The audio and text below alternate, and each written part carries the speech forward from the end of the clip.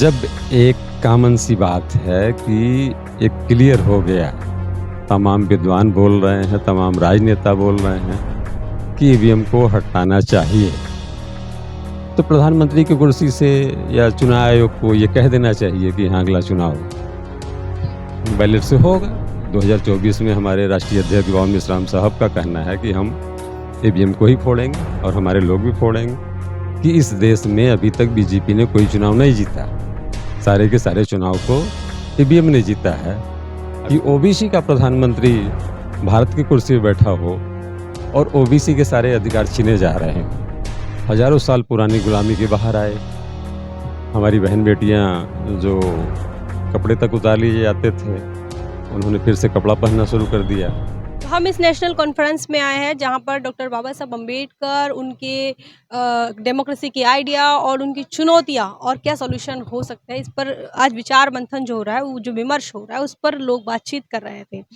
कई लोग यहाँ पर मान्यवर आए जिनके माध्यम से लगातार ये परिसंवाद जारी रहा। हम उन लोगों से बातचीत कर रहे हैं जिन्होंने इस कार्यक्रम को अटेंड किया है और हमारे साथ जो साथी मौजूद हैं, सोशल एक्टिविस्ट है, लगातार समाज के अंदर काम कर रहे हैं। उनसे जानेंगे सर, आज जिन मुद्दों पर बातचीत हुई, कितना गंभीर मुद्दे थे वो और क्या कुछ हो सकता है भविष्य में? जी, जैसा कि आप हमारे बैनर को देख पा रहे हैं, अम्बेडकर विचार मंच, तो एक विचारों का ये मंच पैदा हुआ है। इसको हम लोगों ने बनाया कि हम लोग आपस में बैठेंगे, विचार करेंगे। एक विचार हमारे महापुरुष अम्बेडकर के मन में पैदा हुआ और वह विचार हमको जो है इस 75 सालों में दिखाई देने लगा कि हम हजारों साल पुरानी गुलामी के बाहर आए। हमारी बहन बेटियां जो कपड़े तक उतार लिए जाते थे, उन्होंने फिर से कपड़ा पहनना शुरू कर दिया और नौकरियां मिली, पैसे आए, शिक्षा मिला। ये सारे अधिकार पुनः एक आदमी के विचार से मुझे वापस मिल गए।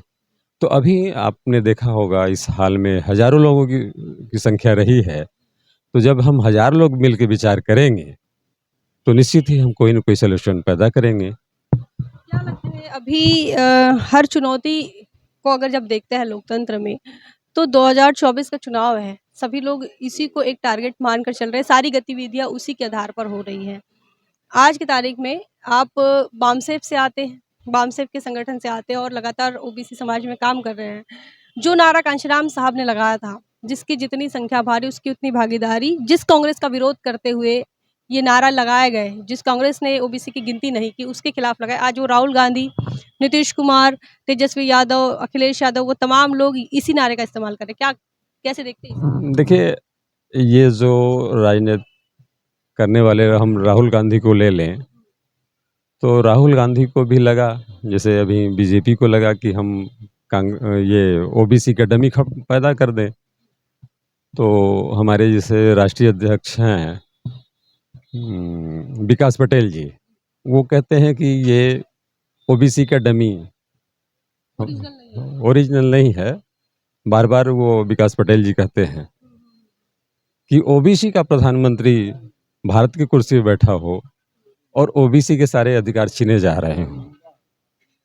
जैसे अभी आपने देखा होगा कि 2015 के 335 ओबीसी के बच्चों को आईएएस की नियुक्ति पत्र देके इन्होंने छीन लिया, क्रीमी लेयर लगा के।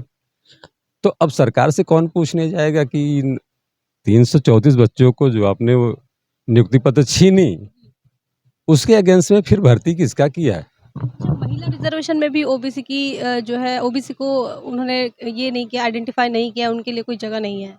जी, ये इनकी साजिश है कि इस तरह से महिला तो पूरी देश की महिलाएं उससे जो है आंदोलित होगी। बड़ा अच्छा काम हो रहा है, सरकार ने बड़ी अच्छी जो है घोषणा कर दी, अब हमें राजनीति में ले आएगी। मगर ये लागू होगा 10 साल बाद, 2 साल बाद, 5 साल बाद, तुरंत लागू नहीं होगा। तो कोई भोजन आप तुरंत बना लीजिए, कुछ दिन बाद वो खाने लायक नहीं रहता। फिर घोषणा करने के बाद ये उसमें क्या उलटफेर करेंगे जो किसी काम का नहीं रहेगा। ये महिला आरक्षण इसी तरह का हो जाएगा जो किसी काम का नहीं रहेगा। जैसे कि मैंने जैसा कि बताया कि कांशीराम साहब का नारा ले लिया, आपके कांशीराम साहब जो है हैक हो गए, अब कांग्रेस ने उसे स्वीकार कर लिया है और कांग्रेस जो है उनकी महापरिनिर्वाण दिन भी मना रहा है लंबे चौड़े 1 महीना का, वो दलित गौरव संवाद के नाम से। और साथ में अब के समय में ऐसा कांग्रेस तो कर ही रही है, क्या बीजेपी भी ओबीसी की गिनती करवाएगी? क्या लगता है? वो करवा सकती है कि कोई उसके पास कोई विकल्प नहीं है, क्योंकि इस देश में 47 के बाद ये देश आज़ाद हुआ, तो उस समय सभी एक आम भारतीय हो गए थे। अभी बीजेपी ने नया नारा दे दिया हिंदू राष्ट्र का, जो कि निराधार है और संविधान के रहते ओबीसी खुश है इसमें?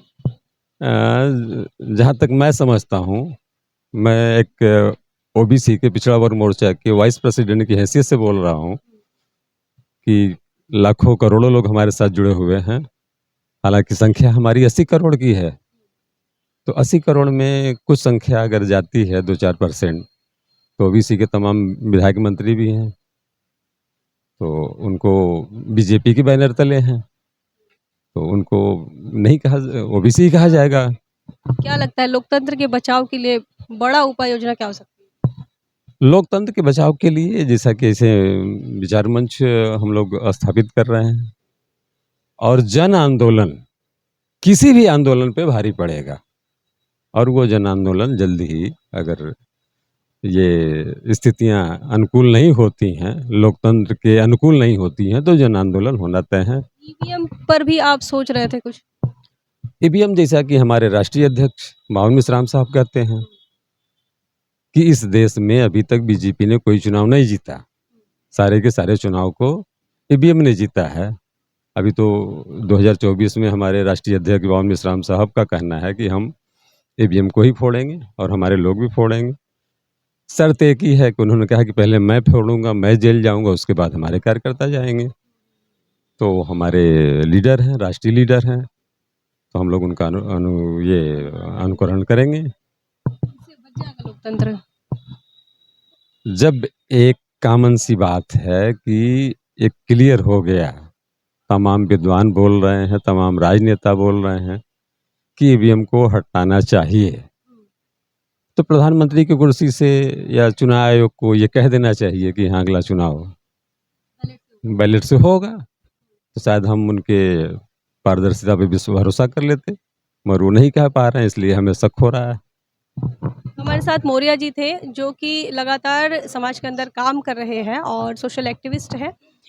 हमने उन लोगों से चर्चा करने की कोशिश की जिन्होंने इस कॉन्फ्रेंस को अटेंड किए हैं, और इस कॉन्फ्रेंस में उन मुद्दों पर बात हुई कि जो लोकतंत्र को कैसे बचाया जाए, उसकी क्या क्या चुनौतियां हैं और क्या उपाय योजना है। कई लोगों का ये मानना है कि मोदी को हटाना यही एक सॉल्यूशन हो सकता है। कई लोगों का ये कहना है कि इस देश के अंदर संविधान को पूरी तरीके से लागू करने के बाद ही लोकतंत्र बचेगा। वही हमारे जो अब जिनसे बात कर रहे थे, उनका ये कहना है ईवीएम हटेगा तब लोकतंत्र की रक्षा होगी। ऐसे कई लोगों के अपने अपने मानने हैं।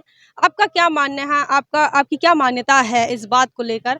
कमेंट सेक्शन में जरूर लिखें। बने रहे नेशनल चौपाल पर, तब तक के लिए जय भीम, जय भारत। बहुजन विचारधारा को घर घर तक पहुंचाने के लिए हमारे YouTube चैनल को सब्सक्राइब करें, लाइक करें, कमेंट करें, शेयर करें और बेल आइकन की घंटी दबाना ना भूलें।